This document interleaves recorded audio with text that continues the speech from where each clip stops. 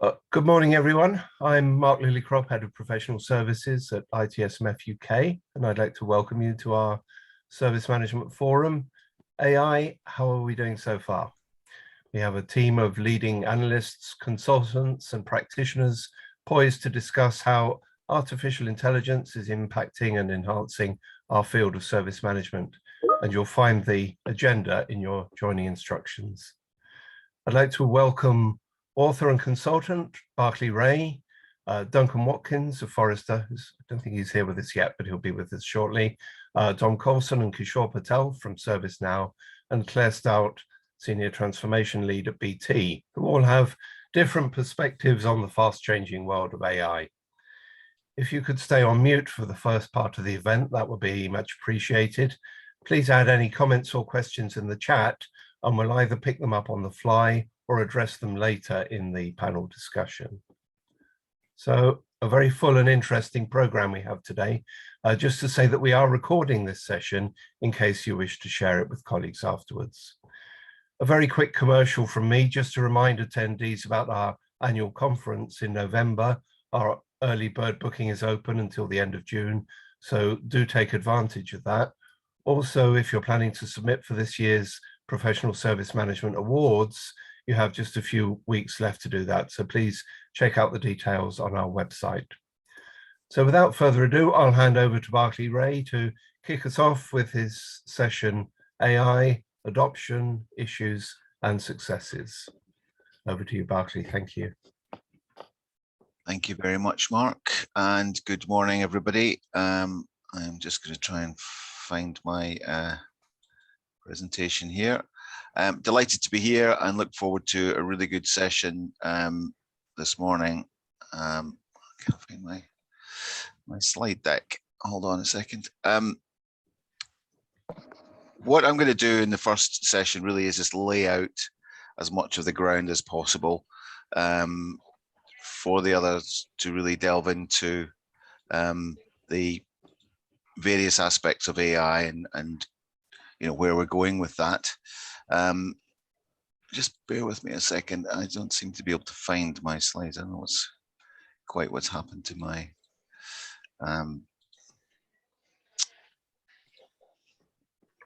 there we go. Sorry, apologies for that.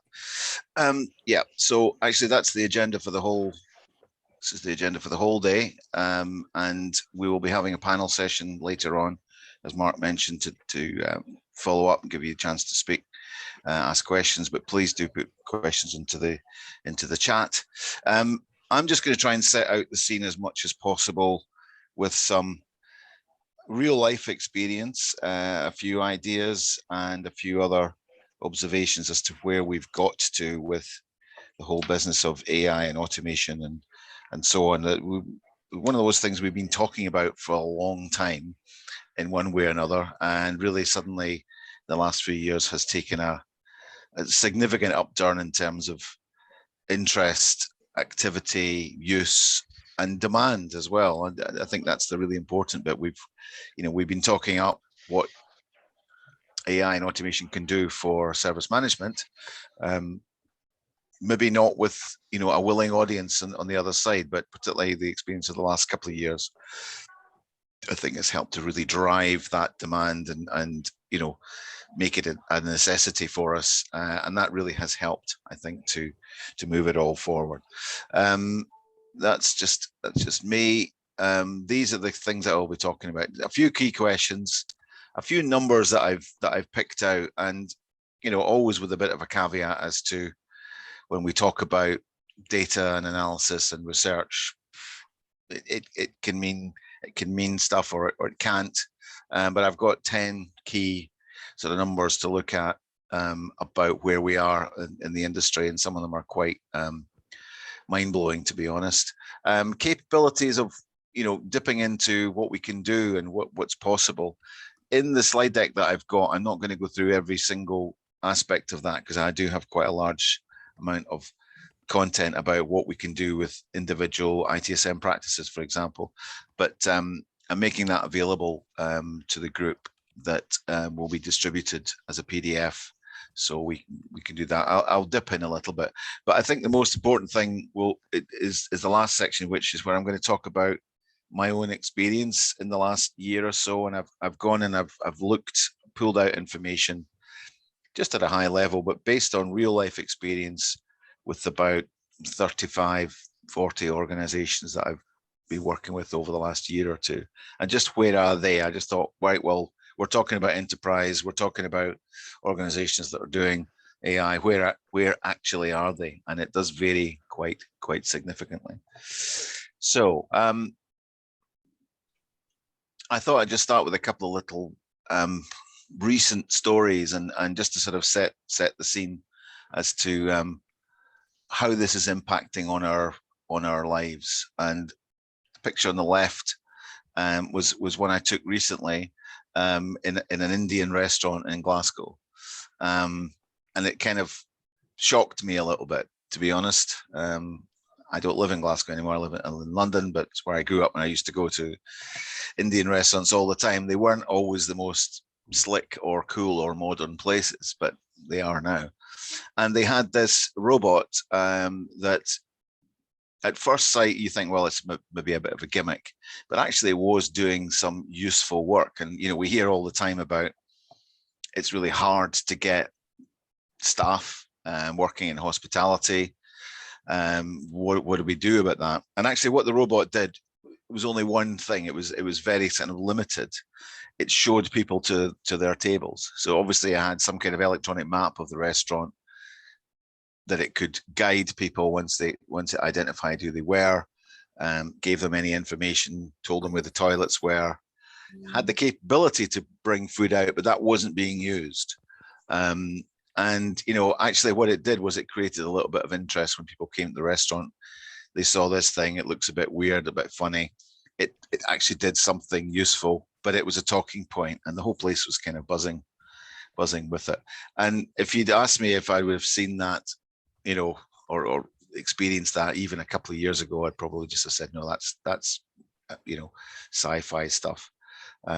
Friend and colleague of mine who's based out of Mexico, Mauricio Corona, he is extremely prolific in this area and has lots of robots, but I think it's still at a very early stage as to what they do and how they would do it and how we would apply that technology to real life situations. And I think that's one of the points that I want to make about this, is that to some extent we've got technology, we've got capability. Are we looking for solutions or situations to use it in? Well, yes, we probably are in many cases, but actually I think it's the slightly more subtle behind the scenes stuff that is really happening and taking place, and that we either notice very, very subtly or that we don't notice at all. And the other picture, the other kind of recent story, just an experience of mine, was I just bought a car entirely online.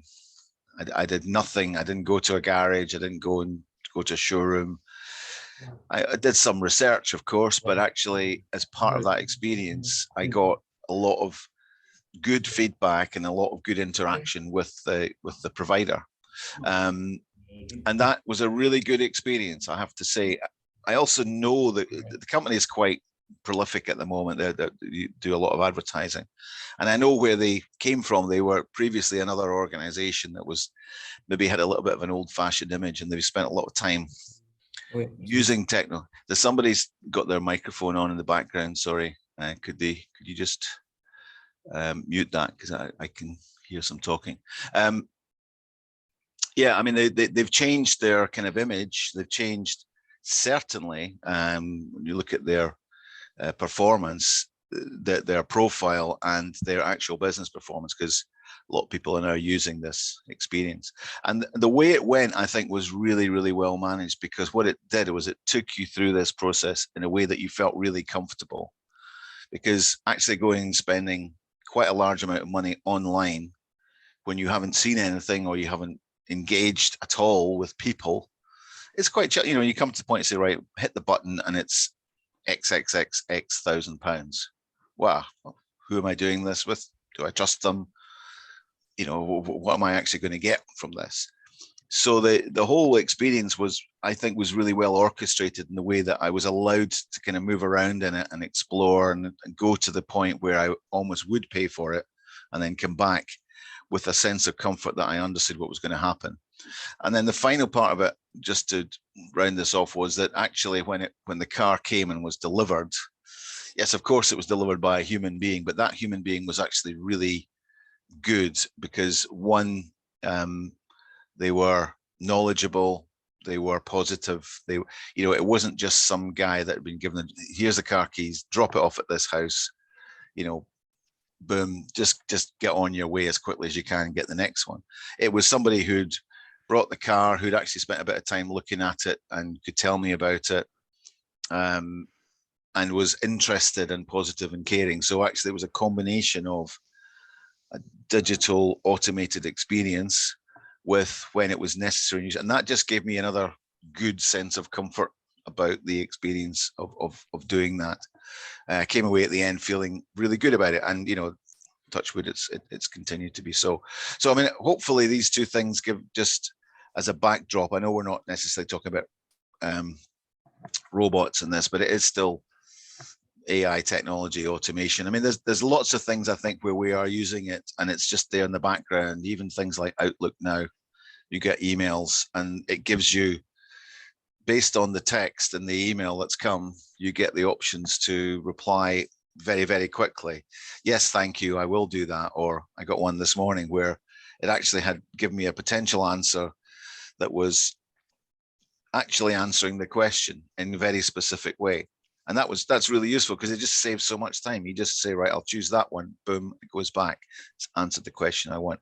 And I think that's all positive because it's coming into our lives. And, you know, this is purely from the experience perspective. It's being done, when it's being done well, it's been done in a way that either, you know, just helps us to get some basic things done like the robot in the restaurant, or it does something quite significant, but it does it in a very well thought out way. So I've no doubt that that whole process of buying the car has been extremely well journey mapped, thought through, walked through as a process, where the existing company before, I don't think they did. They do what they do. They sold cars. They, you know, they put them online. They had pictures, but it wasn't a really great, terribly good experience. So there's the opportunity, I think, to really improve that, and obviously from a business point of view, you know, do better, and have a good customer experience. So those are the kind of two backdrops I want to just set for the day, and hopefully the other guys speaking will be able to wow you even more with a lot of the stuff that we can do from the service management perspective. When we move on to the questions, some of these are in the agenda and so on. You know, I think it's important to think just carefully, you know, what are we actually achieving? Because we'll come on to a bit later with some of the numbers. A lot of people are doing this now, but actually the extent to which they are doing it, I think there's less marketing and industry noise than there was 2 or 3 years ago. We were really trying to talk it up. And then over the pandemic, we've had a lot of talk about it. And then we've now got things like, as I mentioned there, the next shiny thing, which is experience management. And experience management is really important and really good and really useful. But is that kind of eclipsed AI, or actually is there, you know, are we talking about, effectively talking about the same thing? I think it is probably taking long to realize the value that we expected, although we're now getting more people doing it. What is the real practical experience in projects and operations? You know, we are certainly in IT service management, we are quite focused on what we do, obviously. But I think we do need to accept the fact that it's in everything. It's in all our different aspects of work and home life. And we can't just be too focused on, you know, incident management, problem management. But I mean, that's obviously where we're going to be delivering this. But I think we should also keep our horizons broadened, the fact that we probably can integrate a lot of those things more with other forms of work, other areas of our business, other aspects of the workflow that maybe in the past we might have held back from, and actually engaging with other parts of our organization.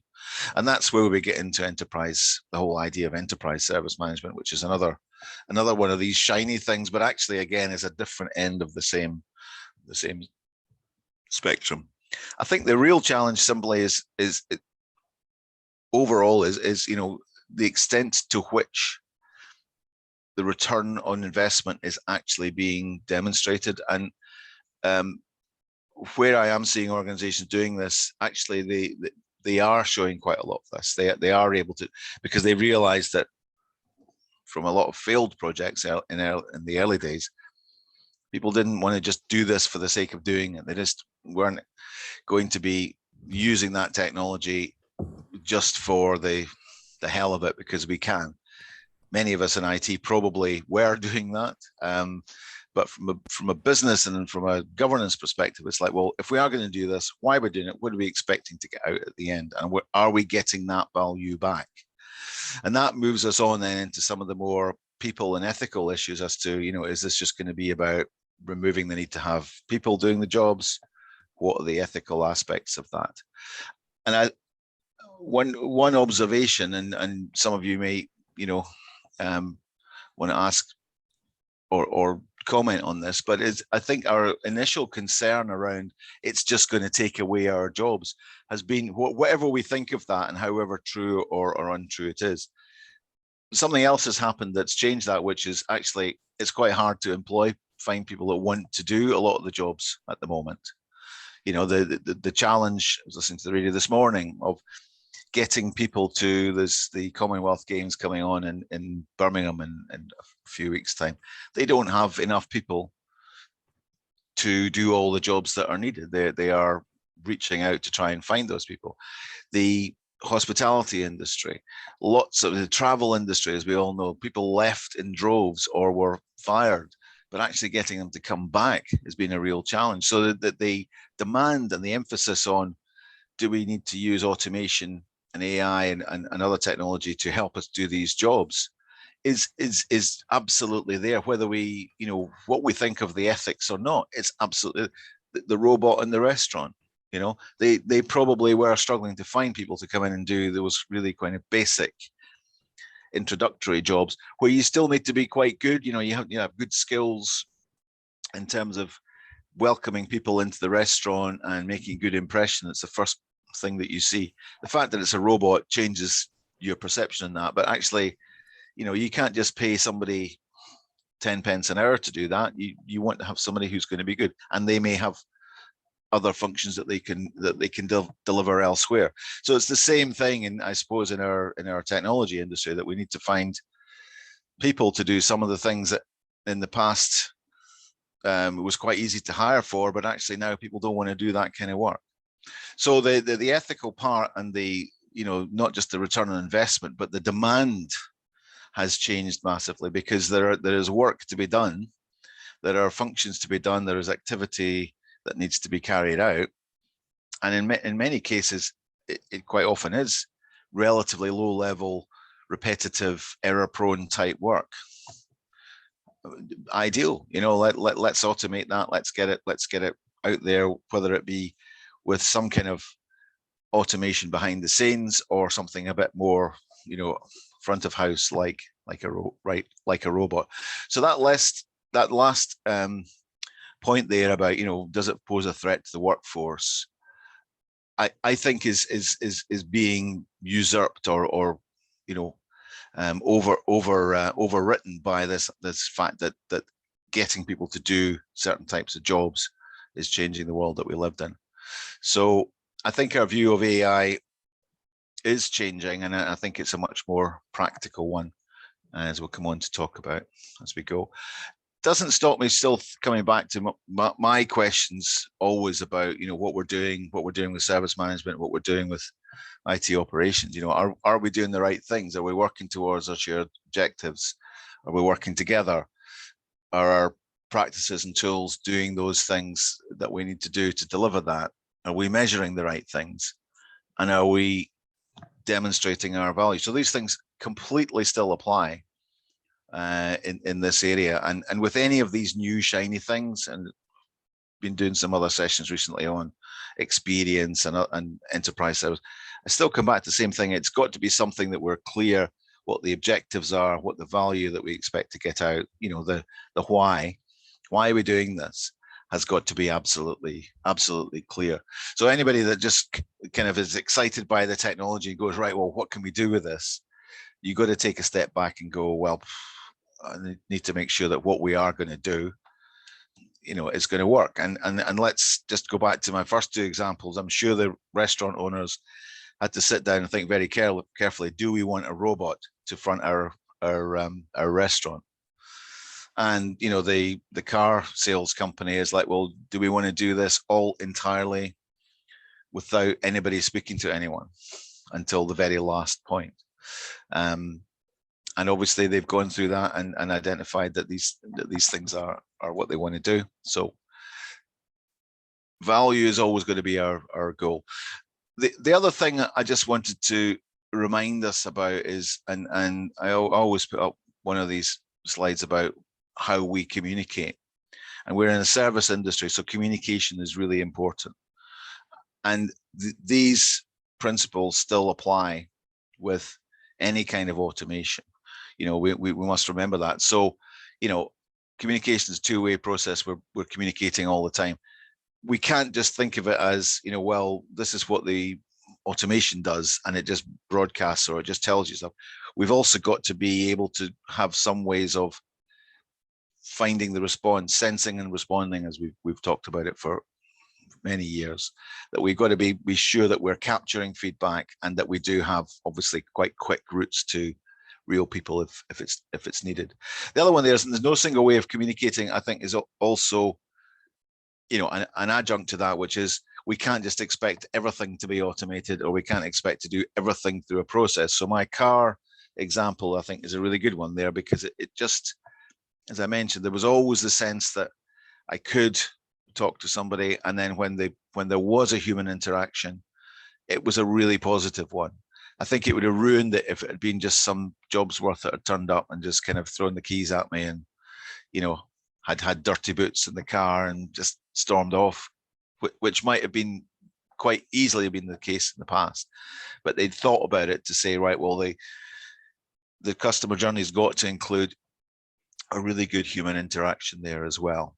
So just some things to think about, that, we've still got to think about how we are communicating. Is this appropriate? The last one, the messages in the medium, is it appropriate to use, this kind of technology for this type of interaction or this type of transaction? And, there's obviously going to be areas that are much more sensitive, where it's got to be a human being pretty much from the start. In social care, healthcare to some extent. If we want to check, a particular rash or something, and we could probably do that, but we want to talk to people that are going to make us feel, the interaction's got to be about reassuring us or assuring us of that we trust the organization. So is this the best technology and the best way of communicating to do that? Is always going to be my question. This is a busy slide, but it just, I didn't do a extensive, massive piece of research because there's lots of stuff out there, but I did come across this content, and one of the examples there, just for to give the accreditation, it is from Oberlo, but it all refers to other sites like Gartner and other research areas. The one that's highlighted there is the number of AI-powered voice assistants forecast to reach 8 billion by 2023. That's more than there are people, or it's at least equal to the number of, so a lot of people have got several of these globally, because there'll be lots of people that don't have them at all. But that's staggering kind of numbers if it's true. With all these, I'm more interested where they say this is what's happened. So, the number of businesses adopting artificial intelligence grew by 270% in the last 4 years. That's interesting. It really is growing. People are doing it. And I'll come on and talk about that just in the kind of final part of this, where I'm talking about some of my actual interactions. Whatever the number is, it's big, it's impressive, it's growing significantly in the last few years. I think we're probably all aware of that. the size of the market globally, you can always take those things by a pinch of salt. I mean, again, that's a huge number, $641 billion. How do they know? How can they tell what the rocks are on planets billions of light years away? Well, they have methods, they have tools, they have systems. So that's not just a stupid guess, but it's still going to be a big number. 91% of leading businesses have ongoing investments in artificial intelligence. That to me sounds pretty much right. It's the same kind of level. I think in my own experience is less in terms of what people are actually doing in the area that I know, and I'll come on to, but there's investment there. It may be stuff that where they've just bought something and not used it, or just testing the water, but it's a huge percentage of organizations. 61% of employees say AI helps to improve their work productivity. I think that's again, that's quite an interesting one, because I'm of a generation where I've grown up knowing how to use a radio. I've grown up having to work out how to do certain things, and I was thinking about this when I was preparing the slides. And the thing about the Alexa type assistants, I mean, I do have one. I very rarely use it because I can switch on the radio, I can change the channel, but that's what I've done for years. My kids, again, they don't even think about that. So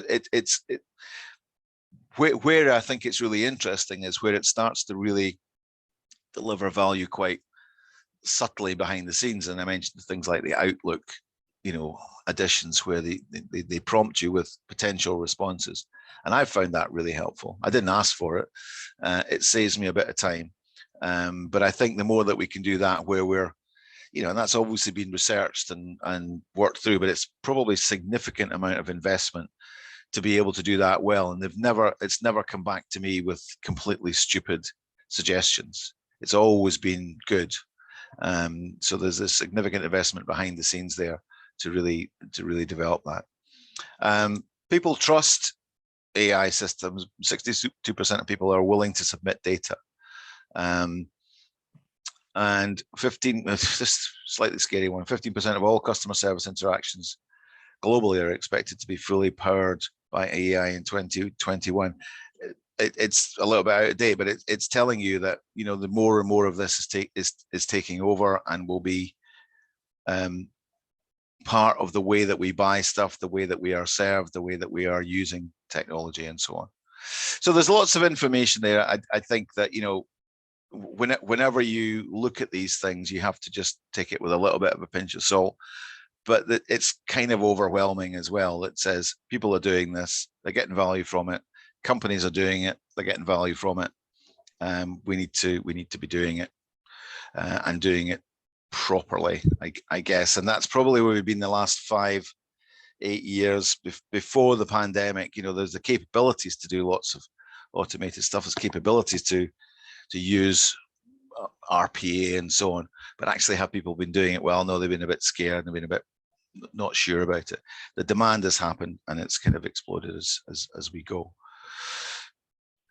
So a few kind of challenges there that I think, and I'm picking up from some of the organizations that I've been engaging with. One of the big ones, I think, is this idea of that if we are automating, we need to make sure that our data is in good shape, our CMDB, our knowledge, etc. Otherwise, we just automate stuff that's wrong, and we will get bad outcomes. And there's been lots of examples of that in the last 5 or 6 years where people have started to do stuff and then they've got bad data and it's just ruined everything. So I think the clarity on the why really helps that. If we know why we're doing this, what we're going to get out of it, then we will make those decisions and make those investments about our data as well. But in a lot of cases, we can't just switch it on and expect it to give us a great outcome. Just a few other things, and this is where I'll mention the other content that's part of this, and I'll just come out of the full presentation just to refer you down to the other parts of the slides that you can get access to. I do have a whole list here at the end of things like, AI and knowledge, AI and service desk, AI and incident request, problem, and so on. That's information that I'm just providing that you can use or to help to guide you. I'm not going to go through all of those in this session, but the opportunity is there. We know the kind of things that what's possible, and I'm sure you hear much more of that today. In service management, I think it's using natural language processing particularly, and machine learning to some extent, and then we go into things like RPA, robotic process automation, that helps us to remove blockages, unblock bottlenecks in processes. Approvals, for example, the more that we can automate them, they will speed up the delivery of end-to-end request and incident fulfillment processes. Provide more capability in service by more availability out of hours, 24 hours. Help us to use information and data that we get back from service experience and service knowledge to build better in the future. So there's a lot of tools now that do look at service experience management, and then provide information as to how we could optimize interfaces, the interactions, and so on, to really improve that user experience.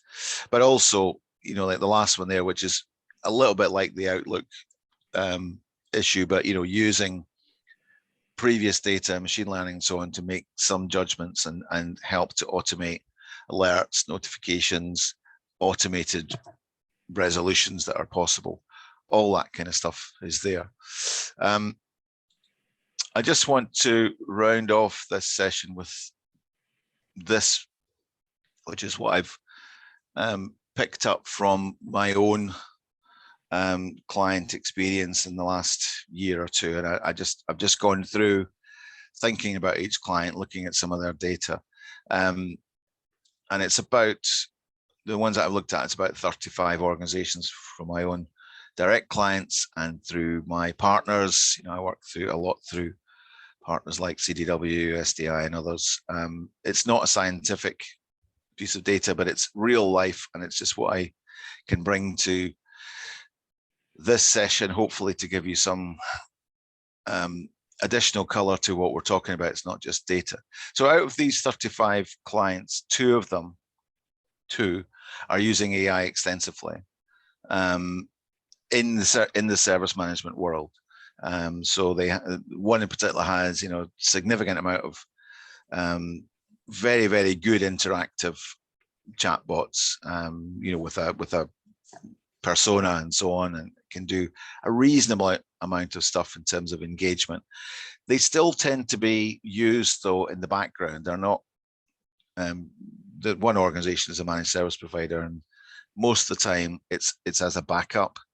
One or two of their clients actually quite like them and have taken them on as being an option, because their real language capability is pretty good. And in some cases they've tested it where people didn't realize they were talking to a robot. But it does give you a sense of perspective as to,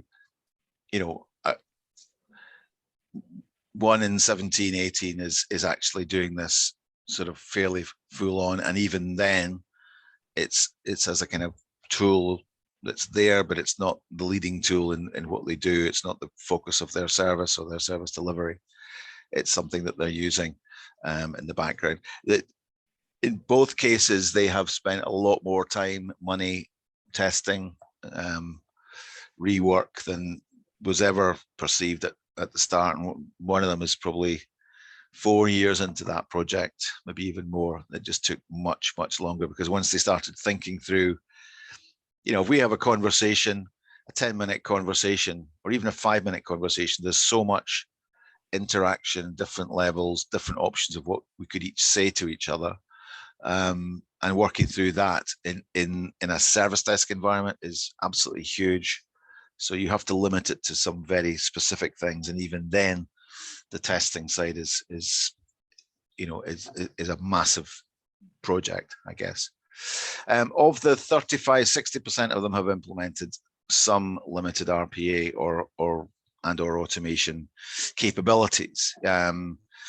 usually, as I mentioned earlier, it's things like where they've automated some of their parts of their end-to-end processes, where they've identified that there are, triage queues, approval queues, escalation queues. They can be blocked because the tools can manage that very quickly and easily, or they're carried out specific fulfillment functions, either automated software distribution or just automating access or whatever it is. It's still, it's 60% is a pretty good number, I think, compared to a couple of years ago, but it's still not everybody.